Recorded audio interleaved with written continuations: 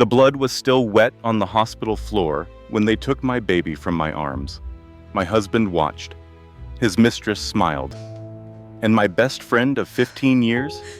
She was counting the money they paid her to destroy me. I was 8 months pregnant when I discovered the affair, but that was not the betrayal that shattered me.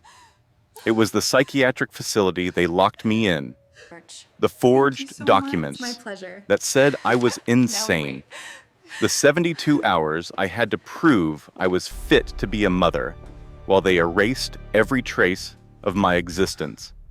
They stole my money, they stole my lawyer, they stole my newborn son, and they thought I would stay broken. They were wrong, the lesson. This story will teach you the 7 warning signs of a predatory partner, how to protect yourself before the trap closes, and why the women who survive are never the ones who stayed silent. The meaning. This is not just entertainment. This is a survival guide disguised as a story. Every twist you hear today is based on real legal loopholes that predators exploit. Every piece of advice woven into this narrative could save your life, your children, or someone you love. By the end of this story, you will know exactly how to document abuse, protect your assets, and fight back against a system designed to silence you. I was 8 months pregnant when I discovered my husband's affair. But that was not the betrayal that destroyed me. It was my best friend of 15 years, standing in my hospital room, holding my newborn son, telling the nurses she was his mother. And the worst part? My husband had already signed the paperwork saying I was mentally unfit. I had 72 hours to prove I was not crazy, to prove I was his mother, to prove that everything they had built against me for 18 months was a lie. This is how I lost everything, and this is how I got it all back without a single person saving me but myself. Stay until the end, because the woman who helped me escape had been watching me for 2 years, and her reason will change how you see everyone in your life. Before we begin, tell me in the comments where you are listening from today. And if this story moves you, that subscribe button is right there. One click, and you will never miss another story like this one. Now let me take you back to the beginning, to the house of cards I called my marriage. My name is Elena Marshall. I was 32 years old, 8 months pregnant, and completely blind to the fact that my entire life was about to collapse. Looking back, the red flags were everywhere. But when you are living inside a manipulation, you cannot see the walls closing in. It started small, the way these things always do. Marcus would come home late from work and tell me I was being too emotional when I asked where he had been. He would scroll through his phone with a smile on his face, then accuse me of being paranoid when I asked who he was texting. He would make dinner reservations at restaurants I had never heard of and call me hormonal when I noticed charges on our credit card that did not match his stories. I want to pause here and tell you something important. If someone consistently makes you doubt your own perception of reality, that is not love. That is a strategy. It has a name. It is called gaslighting. And by the time I recognized it for what it was, I had already lost 3 years of my life to a man who never loved me at all. But I am getting ahead of myself. Marcus and I met at a charity gala in downtown Columbus. He was 33 then, a rising star at a pharmaceutical company. With a smile that made my knees weak and a confidence that made me feel safe. I was 29, a forensic accountant with a good career and a bad habit of choosing the wrong men. He was different, I told myself. He was attentive. He remembered the little things. He made me feel like the center of his universe. What I did not know was that Marcus had done his research before that gala. He knew I had just inherited $200,000 from my grandmother. He knew I owned my condo outright. He knew I was lonely and looking for someone to share my life with. I was not his soulmate, I was his target. We got married after 18 months of dating. I sold my condo and we bought a house together in a quiet suburb. Marcus convinced me to add his name to all my accounts. He said it was what married couples do. He said it would make everything easier. Then he convinced me to quit my job. I want you to understand something. I was not a stupid woman. I had a master's degree in accounting. I had spent years tracking financial fraud for corporations. I knew how to spot a con artist, but love makes you blind. And Marcus was very, very good at what he did. He told me he wanted me to focus on starting a family. He said his salary was enough for both of us. He said I deserved to relax after years of working so hard.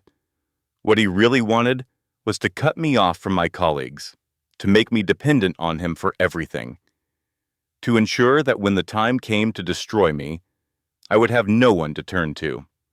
By the time I got pregnant, I had been out of the workforce for 2 years. I had no professional connections left.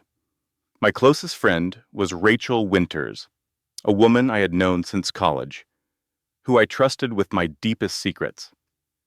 I did not know that Marcus was paying her $75,000 to spy on me. Rachel had always been the fun one in our friendship, the spontaneous one, the one who showed up at my door with wine and gossip and made me laugh when I wanted to cry. She had been through a rough divorce the year before, and I thought I was helping her by being a supportive friend. What she was actually doing was documenting my every mood swing, my every moment of pregnancy fatigue, my every frustrated text message. She was building a case file that would eventually be used to declare me mentally unfit. But on that Tuesday morning, in October, I still believed in my marriage. I still trusted my best friend. I was still living in the house of cards, unaware that someone was about to blow it all down. I was making breakfast when I noticed Marcus's phone on the kitchen counter.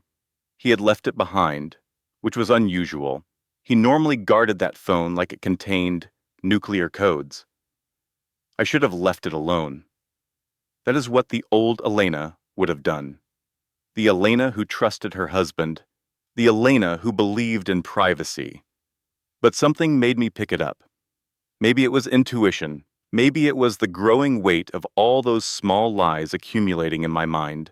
Maybe it was the baby kicking inside me, reminding me that I was about to be responsible for another life. I picked up the phone and typed in his passcode, the one he thought I did not know, the one I had watched him enter 100 times while pretending not to notice. The screen unlocked, and my whole world shattered. The text messages were still on his screen. He had not even bothered to close them. Her name was Victoria. I did not know her last name yet, but I would learn it soon enough. Victoria, with a red heart emoji next to her contact information. Victoria, who had sent my husband a photograph that morning that no wife should ever have to see. I scrolled up through their conversation. My hands were shaking so badly I could barely hold the phone, but I forced myself to keep reading because I needed to understand the full scope of what I was seeing. It was not just an affair. It was a complete plan to destroy my life. The messages went back 18 months. 18 months of lies. 18 months of secret meetings. 18 months of discussions about how to get rid of me and take everything I had. Victoria had written, "Once the baby comes, we file the paperwork. Patricia is ready." Marcus had responded, "Elena has no idea. She still thinks Rachel is her friend." I felt the room spin around me. Rachel? My Rachel? The woman who had held my hand through morning sickness? The woman who had thrown me a baby shower just 3 weeks ago?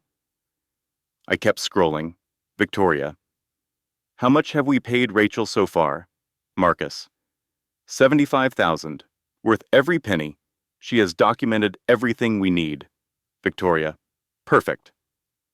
Once Elena is committed, we sell the house and disappear. She will have nothing. Marcus. She deserves nothing. I dropped the phone. For a long moment, I just stood there in my kitchen, unable to move, unable to breathe. The baby kicked again. A reminder that no matter what I was feeling, life was continuing, time was passing. And I needed to make a decision. Here is what the old Elena would have done. She would have confronted Marcus the moment he walked through the door. She would have screamed and cried and demanded answers. She would have shown him the messages and waited for him to explain. But I had spent years as a forensic accountant. I knew how criminals operated. I knew that the moment you reveal what you know, you lose your advantage. So I did something that went against every instinct in my body. I put the phone back exactly where I found it. I wiped my fingerprints off the screen, and I went upstairs to take a shower and think. The hot water pounded against my skin as I replayed everything I had read. They were planning to have me committed. They had a doctor named Patricia who was ready to sign paperwork. They had been building a case against me for over a year. I thought about all those conversations with Rachel, all those times I had complained about Marcus working late, all those moments when I had admitted to feeling overwhelmed by pregnancy. She had been documenting everything, twisting my words, creating evidence that I was unstable. I wanted to scream. I wanted to burn the house down. I wanted to make them all pay for what they were doing to me. Instead, I turned off the water, wrapped myself in a towel, and made a plan. I had 48 hours before Marcus would notice anything was different. 48 hours to prepare, to document, to protect myself and my baby. I was not going to be a victim. I was going to fight back.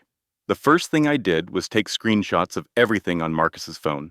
I forwarded copies to a new email address he did not know about. I photographed the messages with my own phone as backup. Then I started digging. My forensic accounting skills had gotten rusty over the past 2 years, but they had not disappeared entirely. I knew how to follow a money trail. I knew how to find assets someone was trying to hide. What I discovered made me sick. Marcus had been siphoning money from our joint accounts for months. Small amounts at first, then larger ones. Over $300,000 had been transferred to accounts I had never seen. Accounts with Victoria's name on them. But that was not the worst part. The worst part was the gambling debt. Marcus owed $340,000 to people you do not want to owe money to. He had been using my inheritance to pay them off while simultaneously transferring assets to Victoria. He was going to leave me with nothing but debt and a psychiatric record that would ensure no one ever believed my side of the story. I found something else, too. A document labeled Emergency Petition. It was a draft of paperwork to have me involuntarily committed to a psychiatric facility. The signature line for the attending physician already had a name typed in, Dr. Patricia Hoffman. They were not just planning to leave me. They were planning to lock me up and take my baby. Something cold settled in my chest, not despair, not fear. Something harder. Something that felt like determination. I had 2 days to prepare. I needed to make them count. I started by opening a new bank account at a different bank. I transferred $50,000 from our joint account, money that had been mine before the marriage. It was not theft. It was protecting what was already mine. I packed an emergency bag and hid it in my car.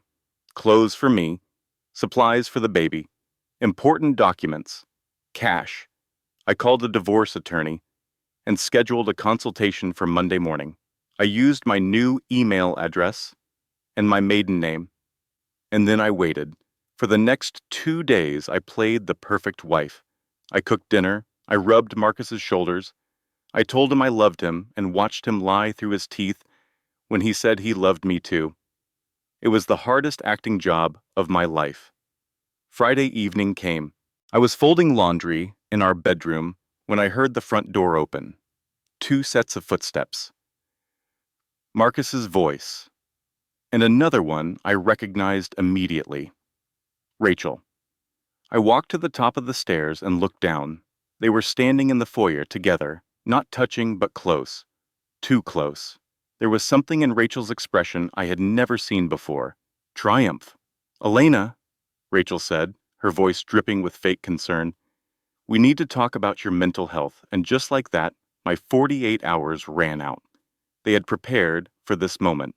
That much was clear from the way they moved, the way they spoke, the choreographed concern on their faces. Marcus guided me to the living room couch like I was a fragile thing that might break. Rachel sat across from me, a folder in her hands that I recognized immediately. It was thick, too thick, filled with months of manufactured evidence.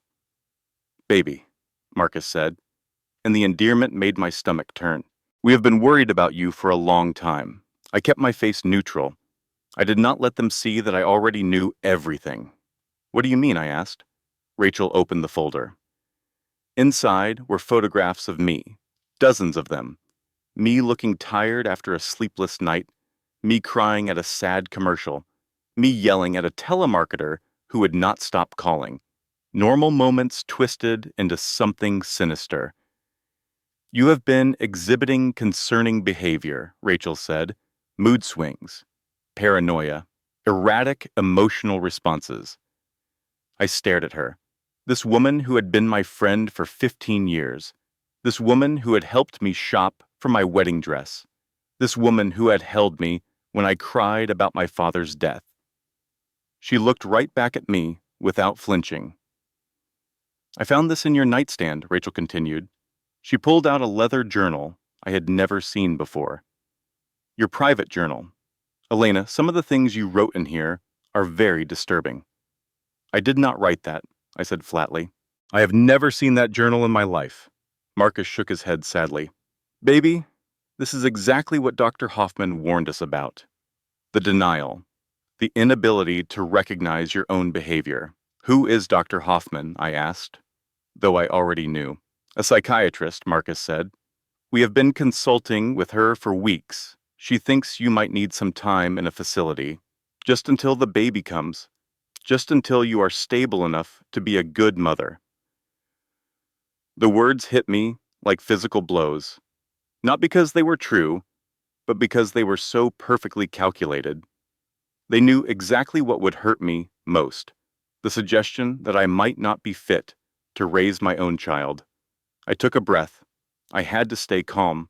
If I reacted emotionally, I would be proving their case. I would like to see this Dr. Hoffman myself, I said, before making any decisions. Marcus and Rachel exchanged a look. Something passed between them that I could not read. Of course, Marcus said smoothly. I already made an appointment for tomorrow morning. We just want what is best for you, Elena. We want you to get the help you need. I nodded, pretending to accept this. But my mind was racing. Tomorrow was Saturday. My consultation with the divorce attorney was not until Monday. I needed to stall. I am feeling very overwhelmed right now, I said, letting my voice tremble slightly. Can I have some time alone to process this? Of course, Rachel said, standing up. She walked over and hugged me, and it took everything I had not to push her away. We love you, Elena. We just want you to be okay. She left. Marcus stayed. I'm going to run out and pick up dinner, he said. Why do not you rest for a bit? I will be back in an hour. I nodded and watched him walk out the door. The moment his car pulled out of the driveway, I was on my feet. I had 1 hour, maybe less. I grabbed my emergency bag from the car. I found my phone and started recording a video, documenting everything. The journal I had never written in, the folder of twisted photographs, the house I was about to leave behind. Then I headed for the door. I was 3 steps from freedom when it opened. 2 men in white scrubs stood on my porch. Behind them, a white van with the words Riverside Psychiatric Center printed on the side. Mrs. Marshall? One of them said. Your husband called. We are here to help. I backed away. You cannot do this. I have not consented to anything. The second man held up a document. It was the emergency petition I had found on Marcus's computer, but now it was completed, signed by Dr. Patricia Hoffman, and at the bottom, in what looked exactly like my husband's handwriting, was a signature authorizing my involuntary commitment. In the state of Ohio, a spouse can request a 72-hour psychiatric evaluation, the first man said. His voice was not unkind. I am sorry, Mrs. Marshall. We need you to come with us. I want to pause here and tell you something that every woman needs to know. In most states, your spouse can have you committed against your will. They do not need your consent.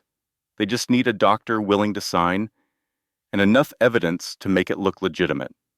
The system is designed to protect vulnerable people, but it can be weaponized by predators who know how to work it. I learned this lesson in the back of that white van, watching my neighborhood disappear through tinted windows, my hands pressed against my pregnant belly, wondering if I would ever see freedom again. Riverside Psychiatric Center was a squat building surrounded by chain-link fencing. It looked like a prison dressed up as a hospital. Fluorescent lights hummed overhead. The smell of antiseptic burned my nostrils. They took my phone, they took my bag, they took my clothes and gave me a gray sweatshirt and matching pants. They took everything except the baby still growing inside me.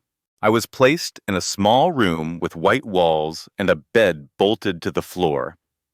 The door had a window that allowed nurses to check on me every 15 minutes.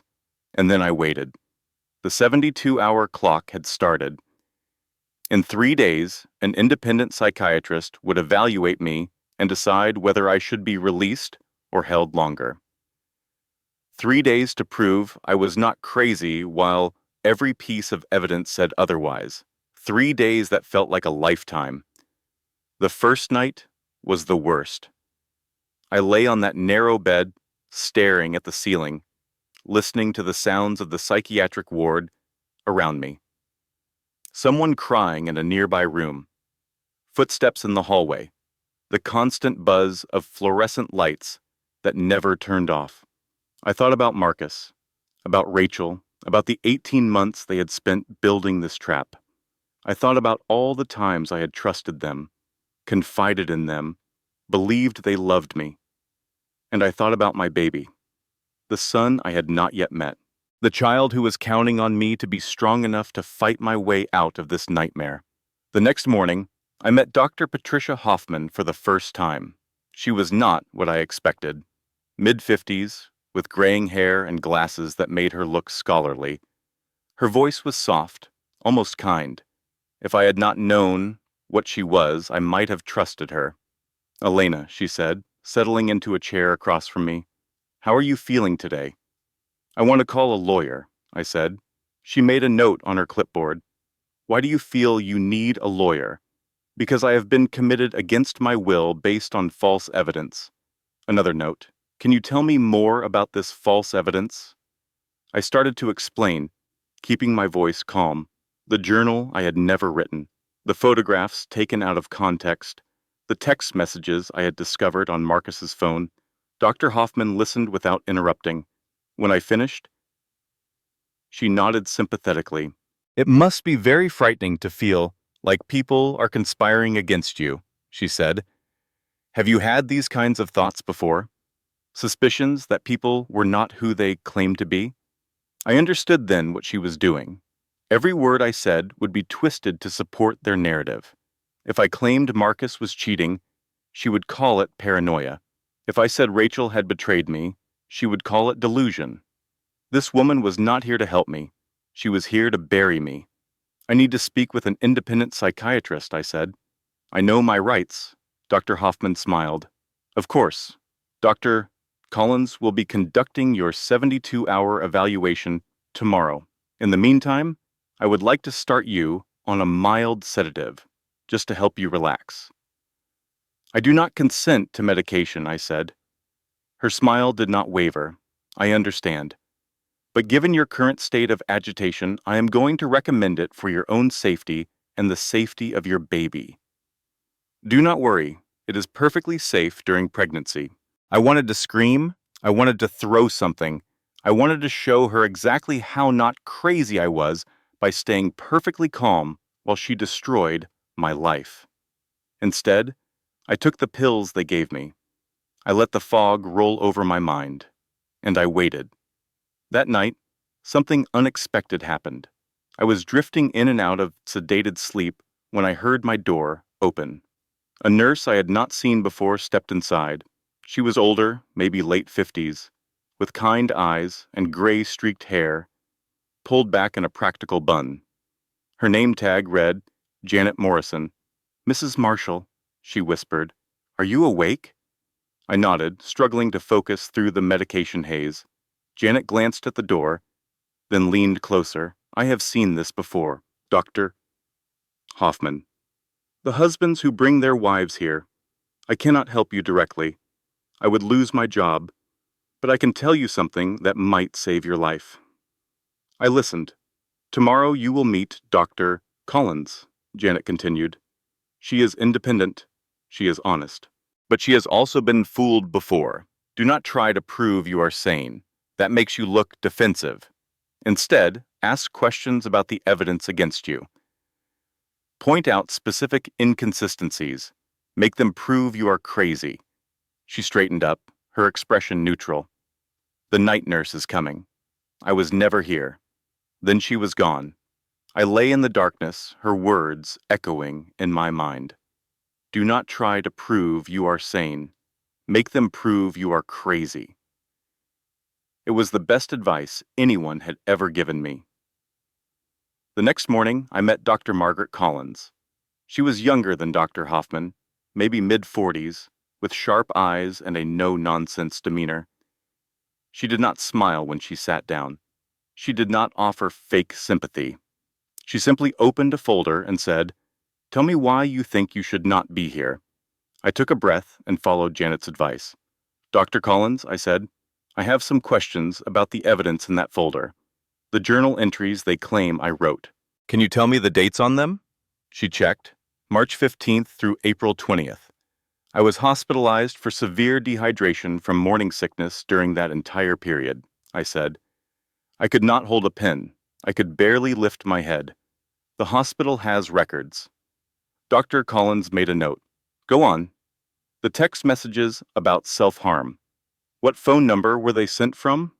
She checked again and read me the number. "That number was registered 3 months ago," I said. "I have had the same phone number for 12 years. You can verify this with my carrier." Another note. "The photographs showing me disheveled and manic," I continued. "Check the metadata. They were all taken on days I had prenatal appointments. My vital signs were recorded as normal." My doctor noted that I was in good spirits. Dr. Collins was staring at me now, with a different expression. Not suspicion. Something closer to interest. "You seem to have thought about this quite a bit," she said. "I am a forensic accountant," I replied. "Or I was, before I quit my job.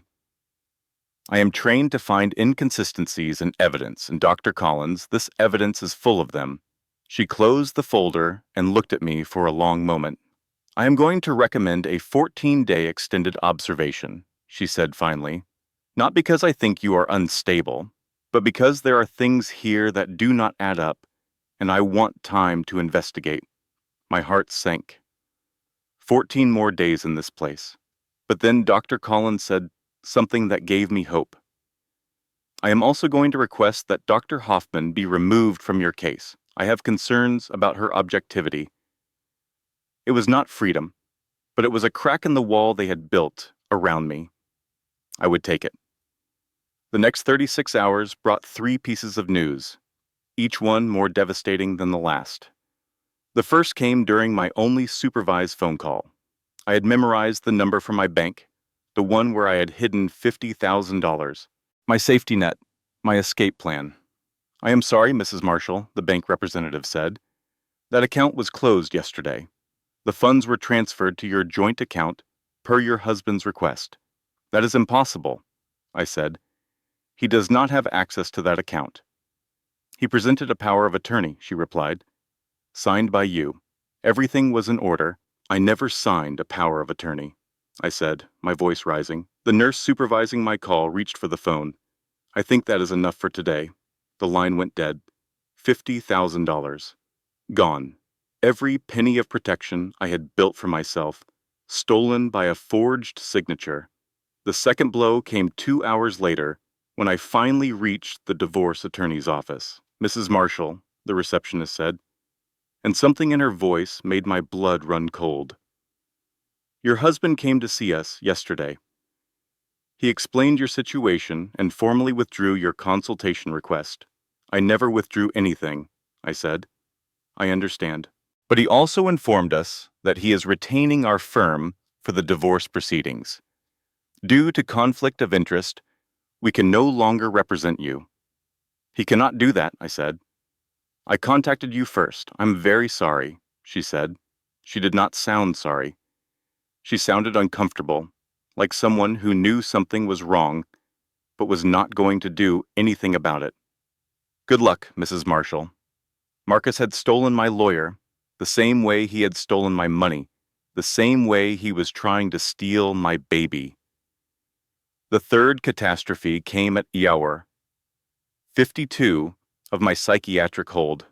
I had been having cramps all morning, but I told myself it was stress, told myself the baby was fine, told myself I just needed to hold on a little longer.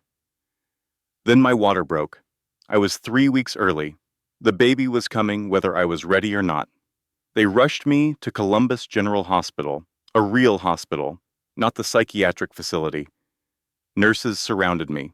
Monitors beeped. Doctors shouted instructions I could not understand through the haze of pain and fear. And then Marcus was there. He appeared at my bedside in a shirt and tie, his face arranged in an expression of concerned husband. He held my hand while I screamed through contractions. He wiped sweat from my forehead. He whispered that everything was going to be okay. I wanted to spit in his face, but I was too busy trying to bring our son into the world. The delivery was complicated. The baby was small, stressed from everything my body had been through. There was a moment when his heartbeat dropped, and the doctors exchanged looks that made me certain I was going to lose him. But then I heard it, a thin, wavering cry. The most beautiful sound I had ever heard in my life. My son, alive, here. They placed him on my chest. He was so small, barely 5 pounds, with a scrunched red face and tiny fingers that curled around my thumb. I looked down at him and felt something crack open inside me, a love so fierce it hurt. I held him for 11 minutes, 11 minutes of pure, perfect joy. Then the social worker arrived. She was a thin woman with a clipboard and an apologetic expression. Behind her stood 2 security guards and a woman I did not recognize. Mrs. Marshall, the social worker said, given your current psychiatric status and the documented concerns about your mental stability, we are placing temporary custody of the infant with the father until your evaluation is complete. No, I said. No, you cannot take him. The woman I did not recognize stepped forward. She had dark hair and red lipstick and eyes that glittered with triumph. Do not worry, Elena, she said. I will take good care of him. Victoria.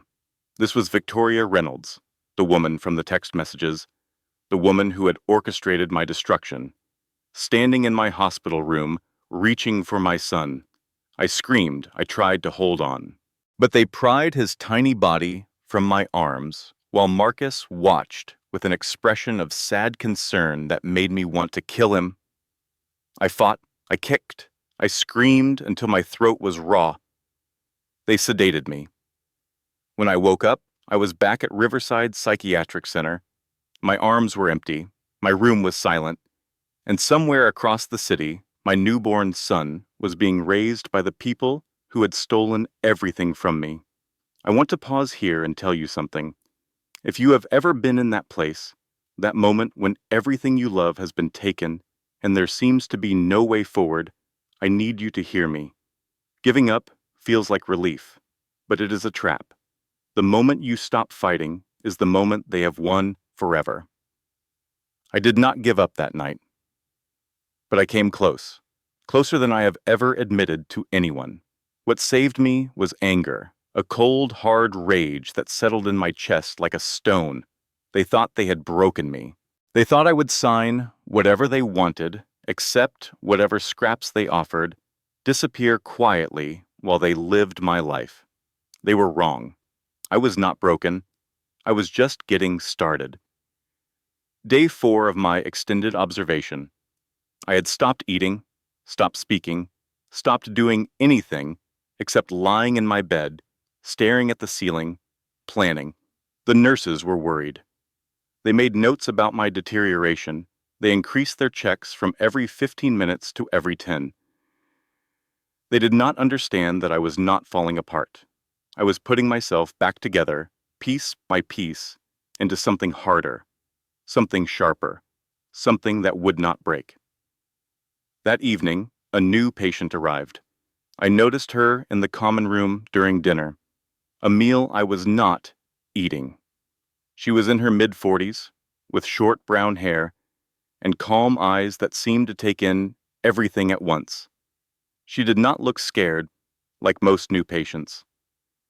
She looked purposeful. She sat down across from me without asking permission.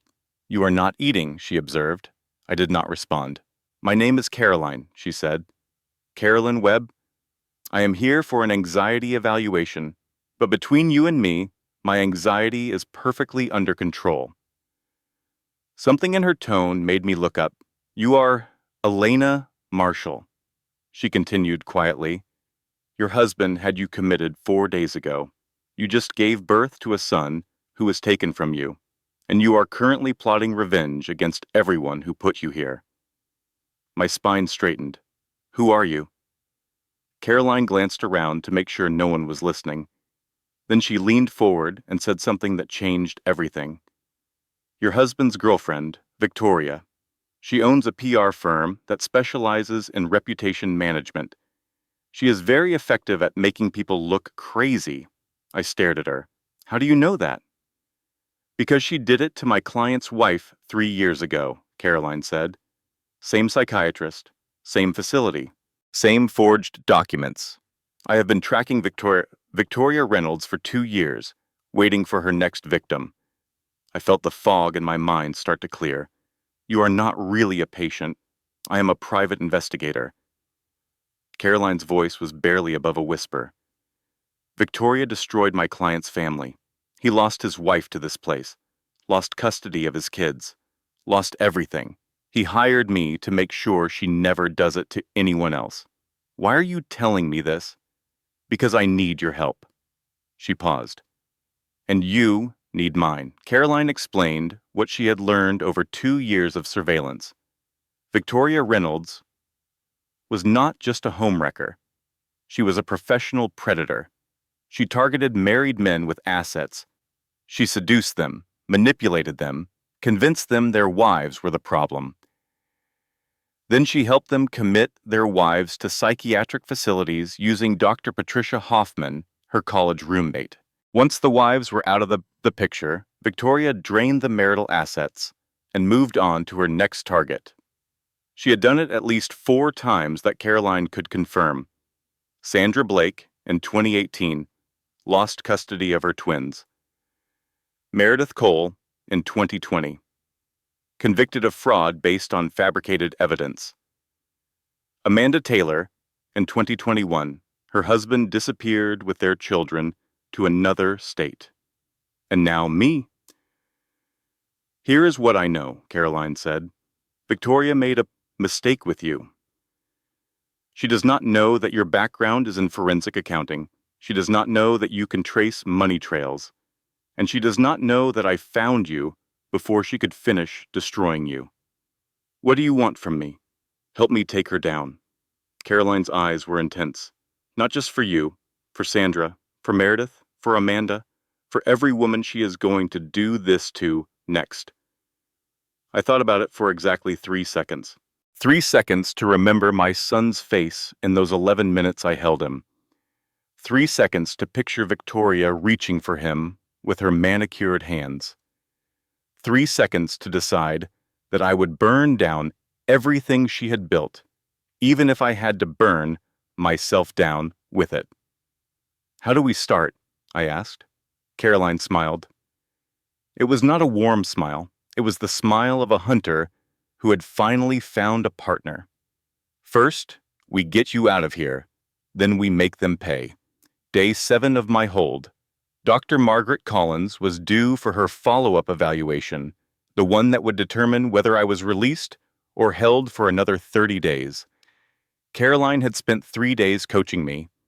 We met during meals, in the common room, during the brief periods when patients were allowed to mingle. She fed me information in fragments, always watching for nurses who might be listening. I learned that Dr. Hoffman and Victoria had been roommates at Ohio State.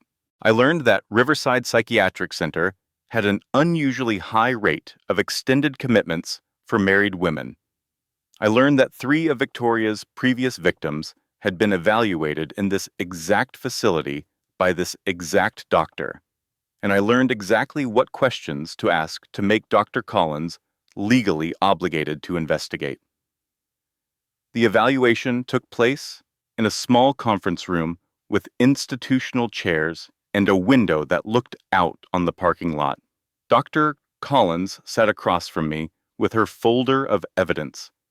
Her expression was neutral but watchful. "How are you feeling today, Elena?" she asked. "Better," I said.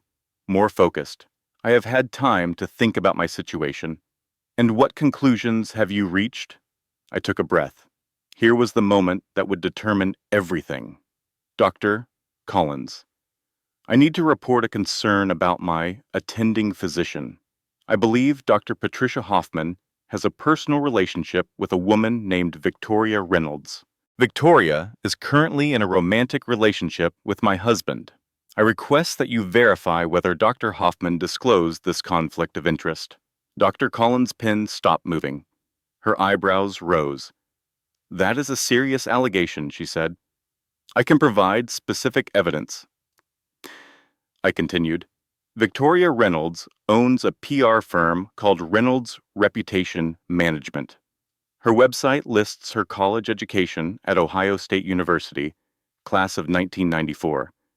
Dr. Hoffman's medical license, which is public record, shows she also graduated from Ohio State in 1994. Dr. Collins made a note. "Go on. I also request that you investigate whether there is a pattern of similar cases at this facility. Married women committed at their husband's request, evaluated by Dr. Hoffman, who are subsequently divorced and lose custody of their children.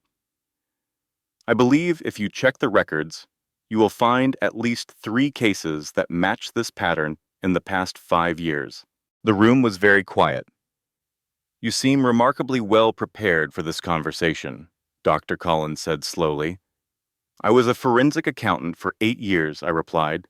"I am trained to find patterns." And Dr. Collins, the pattern here is not mental illness. The pattern is fraud. She closed her folder and looked at me for a long moment. "I am going to make some calls," she said finally. "In the meantime, you will remain here, but I am removing you from Dr. Hoffman's direct care pending my investigation."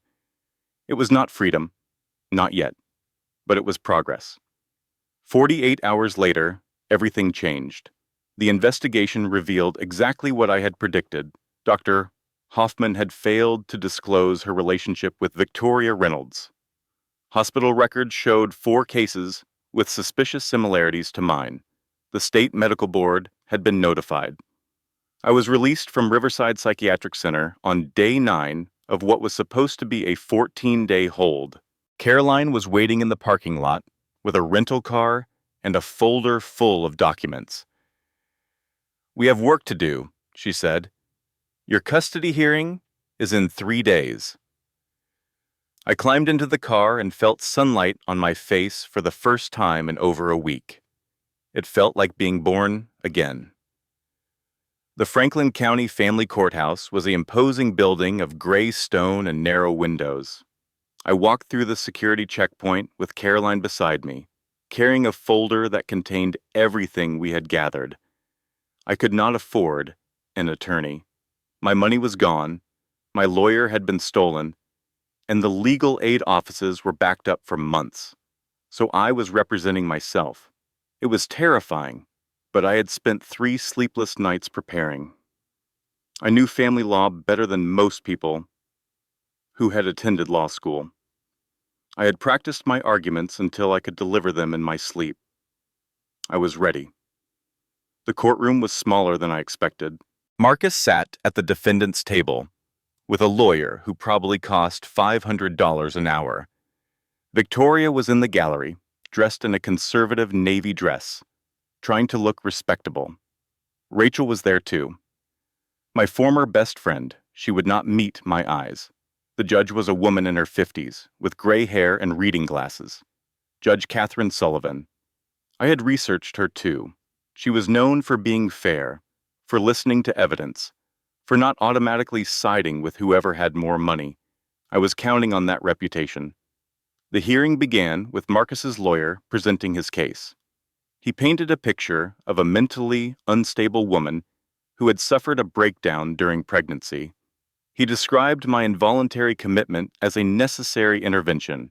He suggested, with regret, that I was not fit to care for my own child. Then it was my turn. Your Honor, I began, my voice steady despite my pounding heart. I would like to present evidence that my psychiatric commitment was fraudulent, that it was part of a coordinated scheme by my husband and his girlfriend to steal my child and my assets. Marcus's lawyer objected. The judge overruled him. I presented the phone records showing the threatening texts came from a device I did not own. I presented the hospital records, proving I could not have written the journal entries during my hospitalization for morning sickness.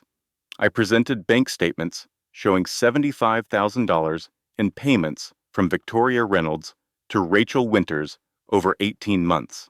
I presented Caroline's documentation of Victoria's previous victims. The judge's expression grew more serious with each piece of evidence. Marcus shifted uncomfortably in his seat. His lawyer's confident smile faded. Victoria's face went pale. When I finished, the judge called a 30-minute recess to review the evidence. I sat in the hallway with Caroline, my hands trembling. You did well, she said quietly. I allowed myself a tiny spark of hope. The judge had listened. She had seen the pattern. She believed me. For the first time in weeks, I thought I might actually win. Then the doors opened, and 2 sheriff's deputies walked toward me. Elena Marshall? One of them said. You are under arrest. The world tilted. What? There is an outstanding warrant for your arrest. Fraud charges filed this morning by your husband. You are accused of embezzling $50,000 from your joint accounts. No, I whispered. No, this is not happening. They handcuffed me in the courthouse hallway, in front of Marcus, who looked appropriately devastated, in front of Victoria, whose pale face had regained its smile, in front of Rachel, who finally met my eyes with something that might have been guilt. The custody hearing was postponed indefinitely, pending resolution of criminal charges. I spent that night in Franklin County Jail, curled on a thin mattress, thinking about my son. He was 4 weeks old. He had never spent a single night with his mother. He did not even know my face, and now I was a criminal, an accused felon, a woman who might spend years in prison for trying to protect her own money. Marcus had anticipated my counterattack. The moment I filed my motion, he had filed charges. He had used my own evidence against me. He had found a way to destroy me, even when I thought I had won. I lay in that cell and understood something terrible. This was not just a custody battle. This was war. And so far, I was losing. The visitor's room at Franklin County Jail was a depressing space of plastic chairs and plexiglass dividers. I had been there for 2 days, waiting for an arraignment that kept getting postponed. I was not expecting visitors. Caroline could not afford to be associated with a criminal defendant. I had no family. My only friend had betrayed me. So when the guard told me someone was there to see me, I assumed it was a mistake. The woman waiting on the other side of the plexiglass was a stranger, early 50s, with silver-streaked hair and a face that looked like it had seen too much and kept going anyway. "Elena Marshall," she said. "My name is Diane Mercer. I am an attorney. I cannot afford an attorney," I said. "I know. That is why I am here pro bono." She slid a business card through the slot in the divider. "I run a nonprofit called Second Chance Sisters. We represent women who have been destroyed by predatory partners." I stared at the card. "How did you find me?" "Carolyn called me," Diane said. "I have been waiting for someone like you for 3 years." She told me her story. 3 years ago, a woman named Sandra Blake had come to her after being committed to Riverside Psychiatric Center. Sandra had lost custody of her twins. She had been convicted of assault based on fabricated evidence. By the time Diane found her, she was broken beyond repair. Sandra had mentioned a woman named Victoria, a woman who had seduced her husband, a woman who had destroyed her life. Diane had started investigating. She had found Meredith Cole, Amanda Taylor, other women with similar stories. A pattern of destruction that pointed to a single source. But she had never been able to prove it. The evidence was always too scattered. The victims were always too damaged to fight back. Then came Elena Marshall. "You are different," Diane said. "You are a forensic accountant. You can trace the money. You can document the fraud. And most importantly, you escape the psychiatric hold with your credibility intact." I felt something stir in my chest, something that had gone dormant during my nights in jail. "Hope, what do you want me to do?" I asked. "First, we get these charges dropped," Diane said. "The fraud case is weak. Marcus forged a power of attorney to close your account. The signature analysis will prove it. He made a mistake in his rush to destroy you. And then we go on the offensive. 4 women are ready to testify against Victoria Reynolds. 4 women who lost everything because no one believed them. If you are willing to lead the charge, we can take her down." I thought about Sandra, Meredith, Amanda, women I had never met, women whose lives had been destroyed by the same predator who was trying to destroy mine. I thought about my son, 4 weeks old, being raised by a monster. And I thought about something else. Something that had been crystallizing in my mind through all the dark nights and desperate hours. I was not just fighting for myself anymore. I was fighting for every woman who had been gaslit, manipulated, committed, and discarded. Every woman who had been told she was crazy when she was actually seeing the truth. Every woman who had lost everything because the system was designed to protect predators. Abusers depend on isolation. The moment you find other people who have experienced the same thing, their power starts to crumble. I looked at Diane through the plexiglass. "When do we start?" I asked. 3 weeks later, I walked into the Franklin County Family Courthouse for the second time. Everything was different now. The fraud charges had been dropped. Forensic analysis proved that the signature on the power of attorney was Marcus's own handwriting, not a convincing forgery. He had gotten sloppy in his desperation. His own evidence had condemned him. I was no longer alone. Diane walked beside me, along with 2 other attorneys from Second Chance Sisters. Behind us came Sandra Blake, Meredith Cole, and Amanda Taylor. 3 women who had been broken by Victoria Reynolds, 3 women who had put themselves back together and come to bear witness. Caroline was there too, the private investigator who had found me in my darkest moment, who had given me the tools to fight back instead of trying to save me herself, and Janet Morrison, the night nurse from Riverside, who had whispered the advice that changed everything. She had been fired when the investigation started, but she did not seem to mind.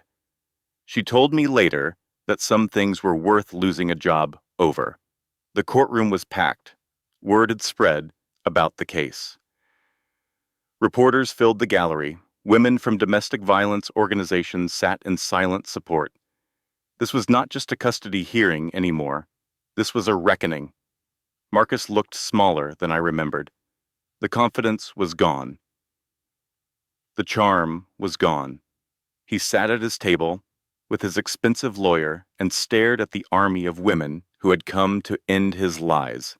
Victoria was not there. She had been arrested 2 days earlier on federal fraud charges. The evidence we had gathered led investigators to offshore accounts in the Cayman Islands, accounts that connected to a network of predatory women who had been targeting wealthy men for over a decade. She was facing 20 years in federal prison. She would not be hurting anyone else for a very long time. The hearing lasted 4 hours.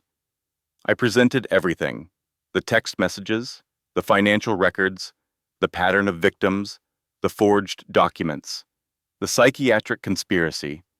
Every piece of evidence I had gathered, organized by my forensic accountant's mind into an irrefutable case.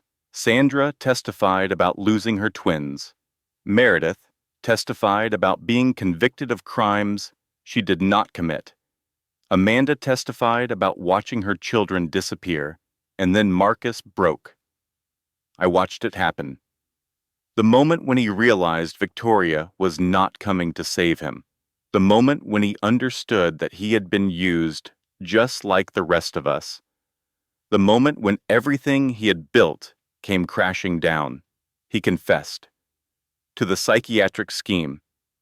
To the forged documents. To working with Victoria to steal my assets and my child. He wept on the stand like the weak, pathetic man he had always been beneath the charm. I did not feel satisfaction. I did not feel triumph. I just felt tired. The judge's ruling was swift and absolute. Full custody to Elena Marshall. Marcus Marshall ordered to pay restitution and child support. Criminal referrals for Marcus Marshall, Rachel Winters, and Dr. Patricia Hoffman, and a formal apology entered into the record, acknowledging that the family court system had failed to protect a vulnerable woman and her child. After the ruling, I walked out of the courthouse into bright autumn sunlight. Caroline was waiting by her car. In the back seat, strapped into a brand new car seat, was my son. He was 6 weeks old. I had missed most of his life. I had missed his first smile, his first sound, his first recognition of another human face. But I had not missed everything, and I would not miss anything else. I lifted him out of the car seat and held him against my chest. He was heavier than I remembered, warmer, more real.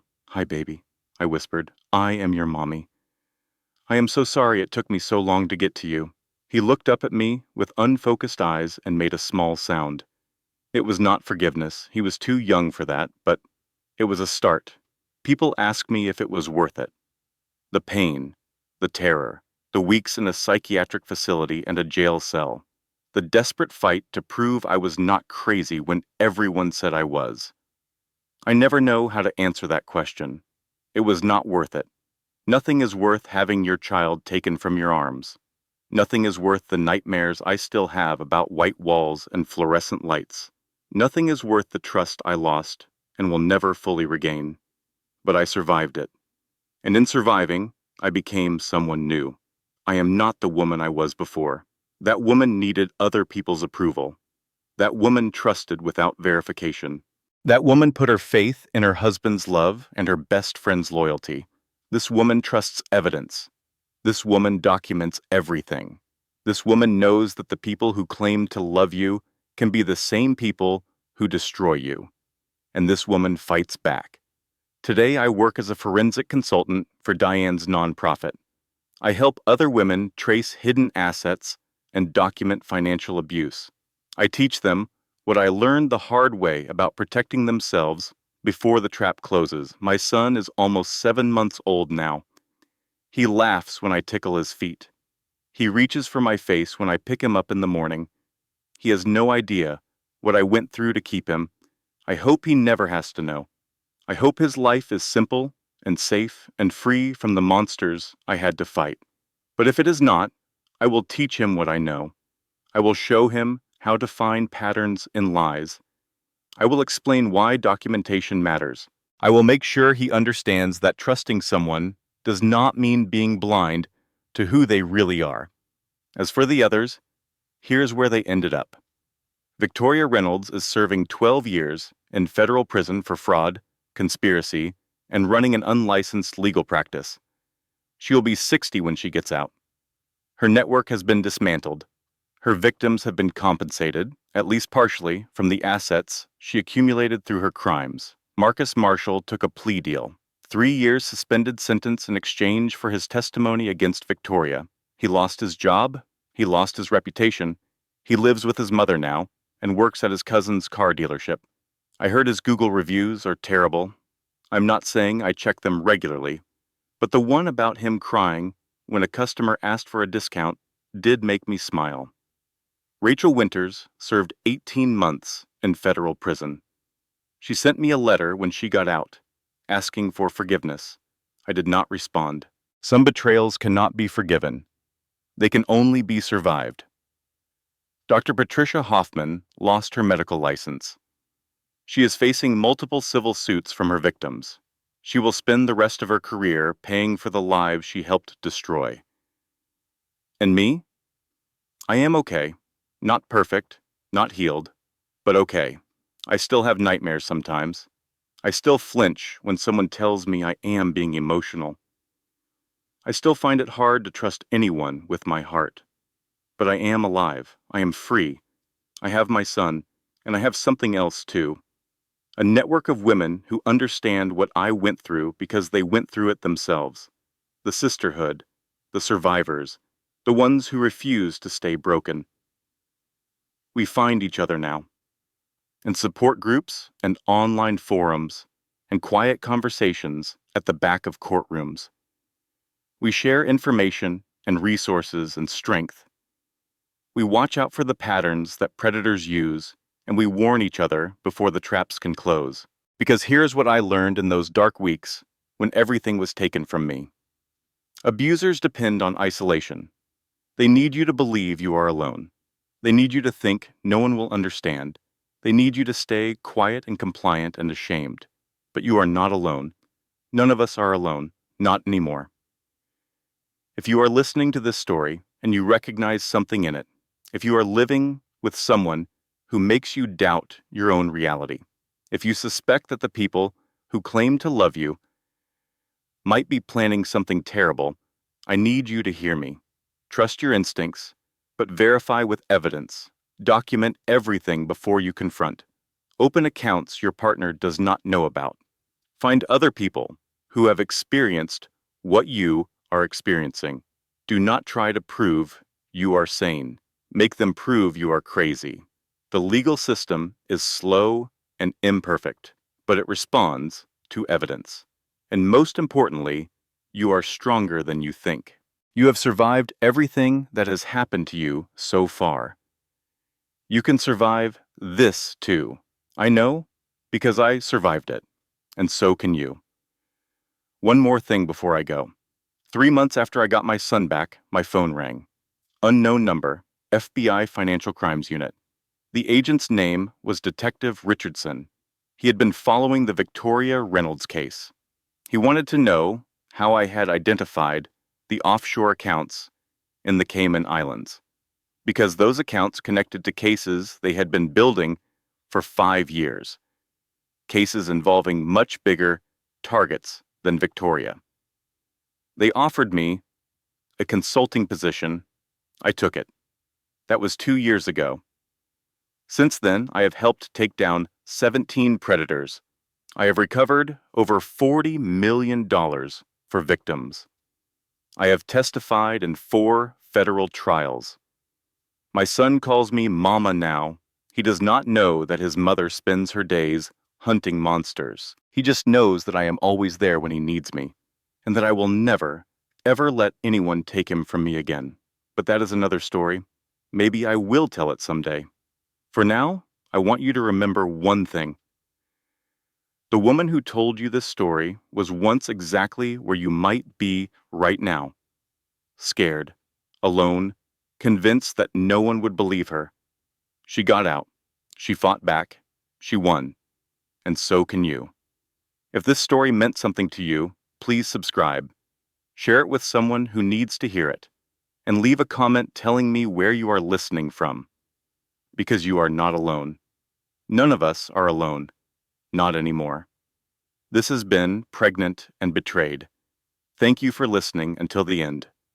Stay strong out there. And remember, the most powerful thing you can do is refuse to stay silent. Goodbye for now. If you are ready to hear how one woman turned her darkest nightmare into her greatest weapon, stay with me until the very end. The final twist will change how you see everyone in your life.